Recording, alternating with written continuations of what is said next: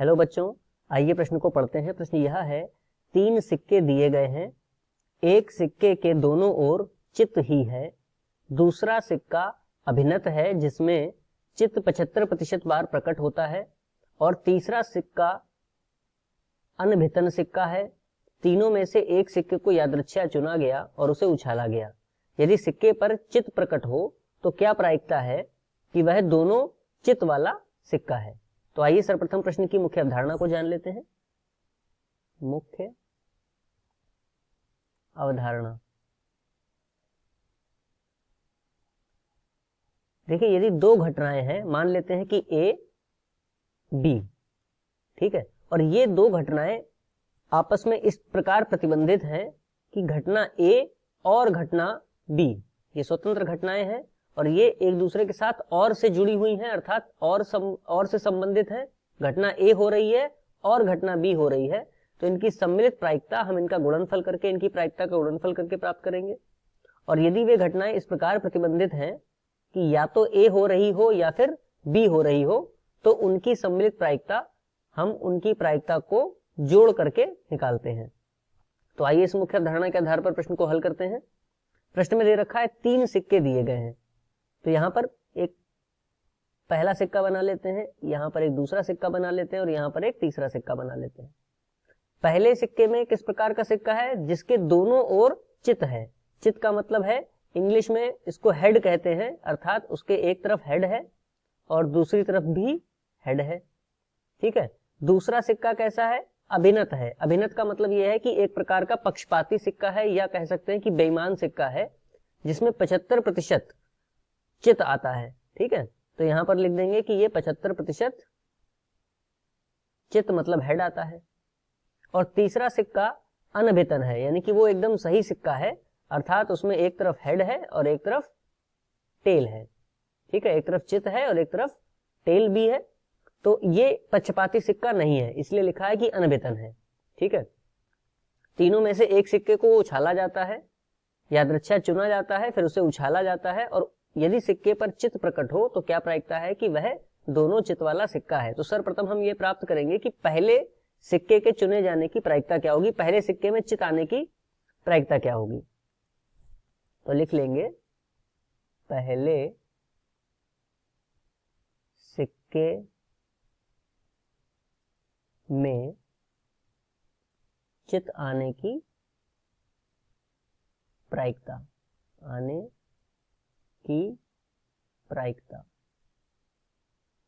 तो देखिए पहले सिक्के में तो दोनों तरफ ही चित है, तो जब दोनों तरफ चित है तो हम चाहे इसको कितनी बार भी उछाले, हर बार चित ही आएगा, यानी कि पहले सिक्के में चित आने की प्रायिकता कितनी है? 1 हो जाएगी, ठीक है। अब लिखेंगे दूसरे सिक्के में, दूसरे सिक्के में चित आने की प्रायिकता। दूसरे सिक्के में देखिए चित कितनी बार आता है? 75% बार आता है, क्योंकि वह एक प्रकार का अभिनत सिक्का है, यह प्रश्न में दिया हुआ है। तो 75% को यदि हम भिन्न में परिवर्तित करें तो कितना प्राप्त होगा? 3/4, क्योंकि 75% कितने में से? 100% में से, तो 75/100 अर्थात 3/4।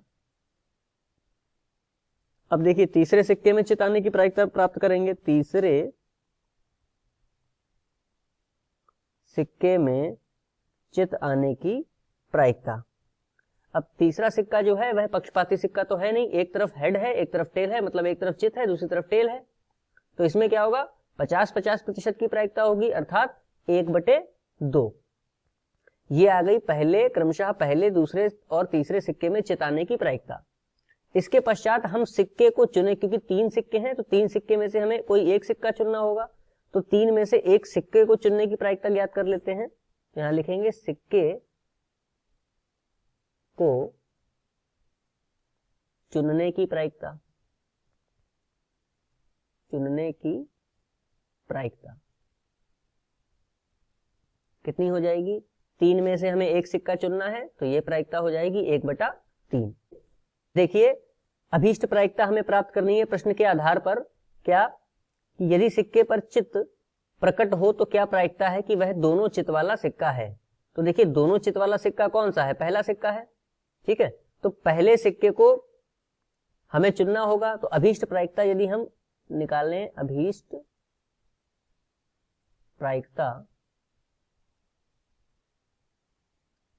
तो सबसे पहले हम क्या करेंगे, सिक्के को चुनेंगे। तो सिक्के को चुनने की प्रायिकता कितनी है, 1/3। फिर वह दोनों तरफ चित वाला होना चाहिए। तो ये दोनों घटनाएं एक साथ हो रही हैं और से जुड़ी हैं कि सिक्का चुने और, तो और से जब भी जुड़ेगा तो मुख्य अवधारणा के आधार पर यहां पर गुणा हो जाएगी।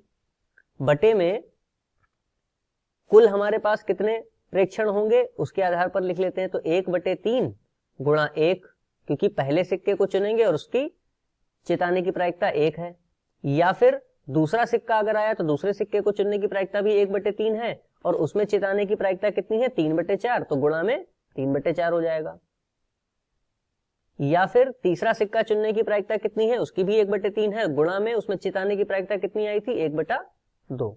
अब इसको हल कर लेंगे तो देखिए हमें क्या प्राप्त होगा, 1/3 गुणा 1 अर्थात 1/3 बटे में, पूरे के बटे में 1/3 प्लस यहां पर देखिए 3 से 3 कट जाएगा तो आ जाएगा 1/4 प्लस यहां पर आ जाएगा 1/6। ठीक है, अब इसको हल करते हैं तो देखिए यहां पर ऊपर रहेगा 1/3, नीचे 3 4 6 का लासा आ जाएगा कितना, 12।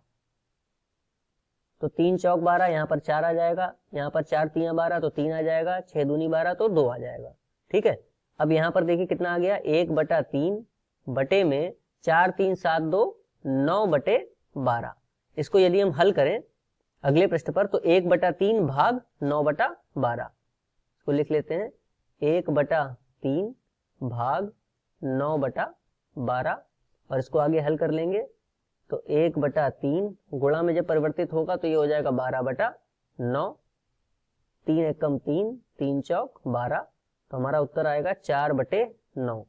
मुख्य अवधारणा के आधार पर यह दिए गए प्रश्न का उपयुक्त उत्तर है। आशा करते हैं आपको समझ में आया होगा। धन्यवाद।